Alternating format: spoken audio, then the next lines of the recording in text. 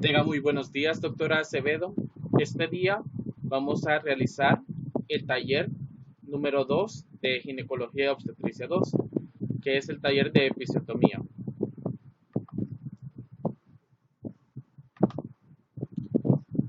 Vamos a definir el concepto de episiotomía. La palabra deriva del griego epistón, que significa región púbica, y también tomé, que significa cortar. Entonces, literalmente hablando, la palabra episiotomía significa cortar la región púbica. Es la incisión de las partes pudendas, genitales externos. También se suele utilizar el término perineotomía, la cual es la incisión del perineo. Y algunos autores utilizan el término episiotomía como sinónimo de la perineotomía, ya que una es la incisión de la región púbica y el otro es la incisión del perineo. Entonces, la incisión se puede efectuar en la línea media, tras crear una episiotomía media, o bien puede empezar en la línea media y luego dirigirse en sentido lateral y hacia abajo alejándose del recto. Esto es llamado episiotomía media lateral. En esta imagen podemos ver una episiotomía media, en la cual la técnica consiste en que se introducen dos dedos en el perineo y la cabeza fetal, y la episiotomía se secciona en dirección vertical hacia abajo. Posteriormente, mi compañera va a hablar más detalladamente de cómo se realiza la técnica de una episiotomía media. Bien, ¿cuáles son las indicaciones y cuáles son las consecuencias de la episiotomía? Este procedimiento es un procedimiento obstétrico frecuente, pero actualmente se ha disminuido su utilización en los últimos 30 años. En la década de 1970 era una práctica bastante común de efectuar en casi todas las mujeres que tenían su primer parto. Se sustituyó una laceración por una incisión quirúrgica recta, la cual era más fácil de reparar. También se menciona que otro beneficio de la episiotomía sistémica es que previene las alteraciones del piso pélvico. Sin embargo, esto no está demostrado. Lo que sí está demostrado mediante estudios es que la episiotomía sistémica aumenta la frecuencia de laceraciones en el esfínter anal y el recto. Como vamos a ver más adelante, existen indicaciones para que se haga una episiotomía. Entonces, mencionando estudios observacionales y clínicos, Carroli y Mignini en 2009 hallaron un menor índice de traumatismo perineal posterior, reparación quirúrgica y complicaciones de la cicatrización cuando la episiotomía se empleó de una manera restringida. La frecuencia del traumatismo perineal anterior fue menor en el grupo sometido a episiotomías sistémicas. Y estos resultados demostraron que la episiotomía no protege al perineo, sino que contribuye a la incontinencia del esfínter anal y eleva el riesgo de las laceraciones de alto grado. Es debido a esto que se ha disminuido su utilización. La incontinencia fecal y la flatulenta aumenta de 4 a 6 veces en mujeres sometidas a una episiotomía. Y la episiotomía realizada en el primer parto confiere un riesgo 5 veces mayor de sufrir laceraciones de segundo grado o mayor durante el segundo parto.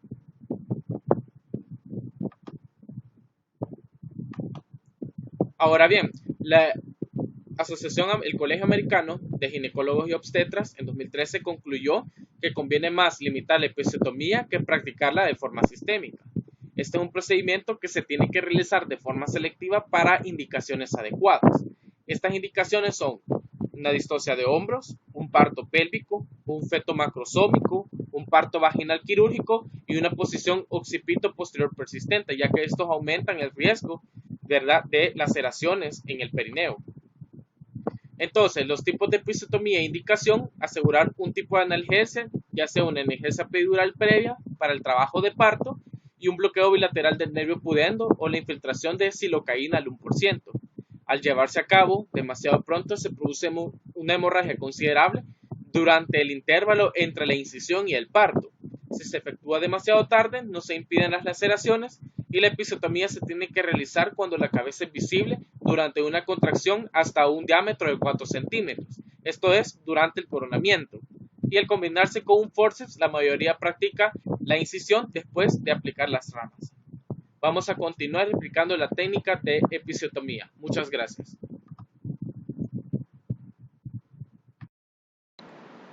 Continuando con el desarrollo de la temática, ahora abordaré la técnica y reparación de episiotomía. Como vemos acá, la episiotomía media, la técnica consiste en introducir los dedos entre la cabeza coronada y el perineo.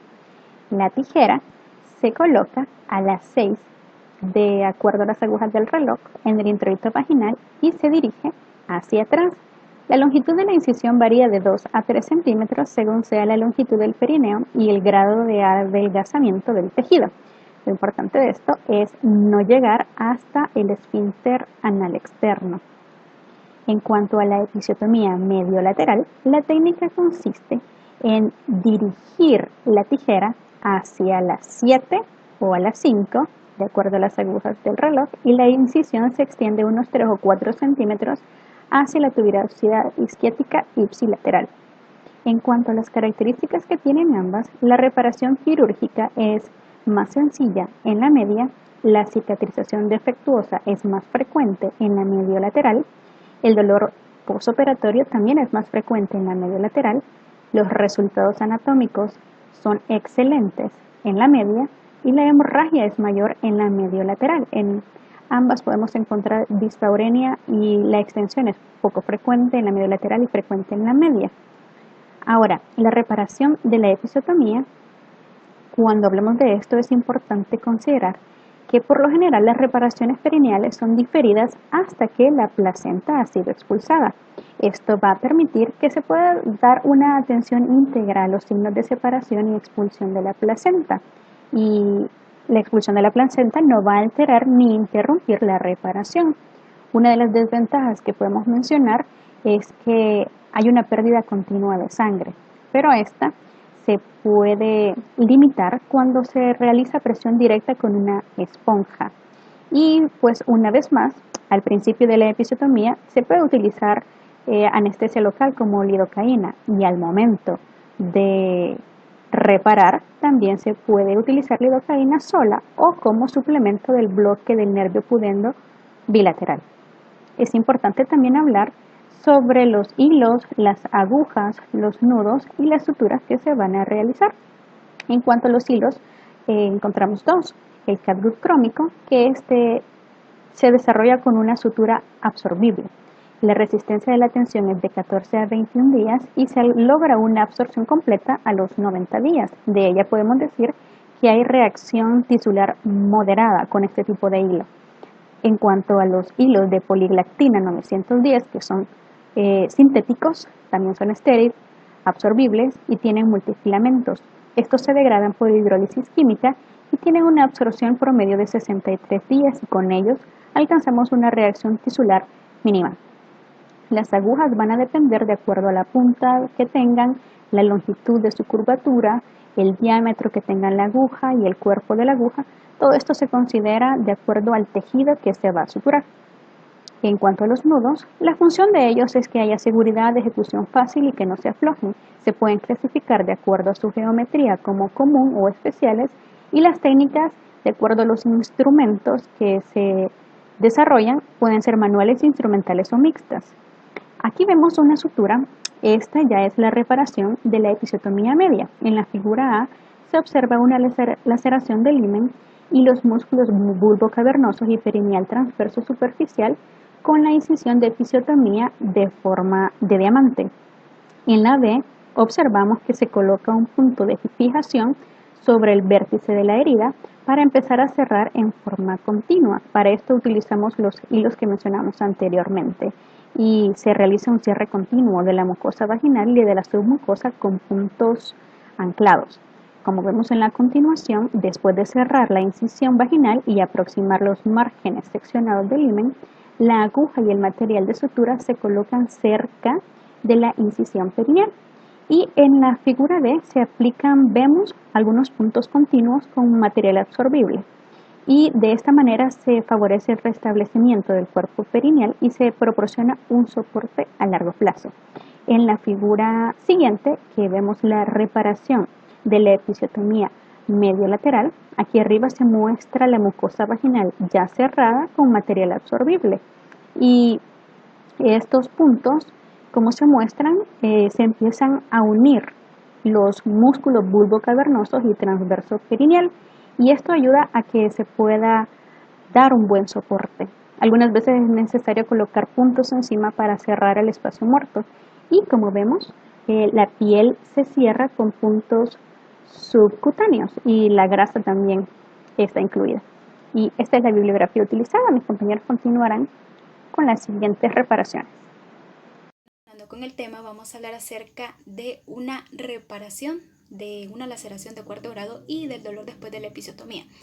Entonces, hay dos métodos que se van a estar utilizando para reparar una laceración que abarcan al músculo esfínter anal y a la mucosa rectal. Entre estas dos técnicas están la técnica término-terminal y la técnica superpuesta. Entonces empezamos con la técnica término-terminal. En esta consiste en hacer una aproximación de la mucosa anorrectal y de la submucosa con un surjete continuo con puntos separados con un material que es absorbible, fino y que puede ser o el crómico o el bicril, 3 o 4. Entonces, durante la sutura se tiene que ir identificando la extensión superior de la laceración anal anterior y los puntos se van a realizar a través de la submucosa de la región anorrectal, aproximadamente 0.5 centímetros hasta el margen anal. Luego, en la imagen B, como continúa una secuencia, vamos a colocar una segunda capa a través de la muscular rectal con un bicril 3 en surjete continuo o en puntos separados. Entonces, esta es una capa reforzada que va a estar incorporando los extremos rotos del músculo esfínter interno y este lo vamos a estar identificando como una estructura fibrosa de color blanco brillante que está entre la submucosa del conducto anal y las fibras del músculo esfínter externo. Entonces, en muchos casos este músculo esfínter interno se retrae hacia un lado, entonces se debe de buscar para poder reparar. Luego tenemos la imagen número C. Vamos a continuar con una aproximación término-terminal del músculo esfínter externo. Entonces aquí se van a estar colocando los puntos a través del músculo. Entre 4 y 6 puntos simples, separados con bicril, 2 o 3 a las 3, 6, 9 y 12 del reloj a través de la cápsula del tejido conjuntivo del esfínter. Entonces, primero vamos a estar colocando los puntos a través de la porción inferior y posterior del esfínter como parte de la recuperación, pero también tenemos que identificar los extremos lacerados del músculo esfínter externo y también la cápsula, y estos se van a estar tomando con una pinza que se llama Alice, y la sutura se va a estar colocando a través de la pared posterior de la cápsula del músculo esfínter externo. En la imagen D ya vemos de que el punto azul ya está a través del músculo esfínter externo y también vemos un punto que está en la pared inferior de la cápsula. Luego, en la imagen E, vamos a terminar con una sutura para poder aproximar la pared anterior y la pared superior de la cápsula del músculo esfínter externo. Y el resto de la reparación va a ser similar a la que se describe en una episiotomía media. Luego vamos a hablar de la técnica superpuesta, que esta también se va a estar utilizando como una opción para poder aproximar al músculo esfínter anal externo. Pero la información proveniente de ciertos estudios clínicos comparativos no sustentan la superioridad de este método en cuanto al resultado anatómico o funcional frente a los que se obtienen con el método término-terminal. Ahora vamos a hablar el dolor después de la episiotomía. Entonces el bloqueo de los nervios pudendos ayudan a aliviar el dolor perineal postoperatorio. Entonces la aplicación del hielo puede reducir la inflamación y también las molestias. Y también la codeína tiene un buen alivio. Pero hay que tener en cuenta de que el dolor puede ser un signo de un hematoma vulvar, paravaginal o en la fosa isquiorrectal, o también ser una celulitis perineal, por lo que en estos sitios debemos de examinar si hay un dolor que es persistente o que es intenso. Además del dolor, la recuperación de la episiotomía se complica en ocasiones con una retención urinaria. Y en las pacientes que han sufrido una laceración de segundo grado o que son mayores, en ellas se recomienda evitar el coito hasta después de la primera consulta puerperal a las 4 o a las 6 semanas. Y hasta aquí nuestra presentación. Muchas gracias.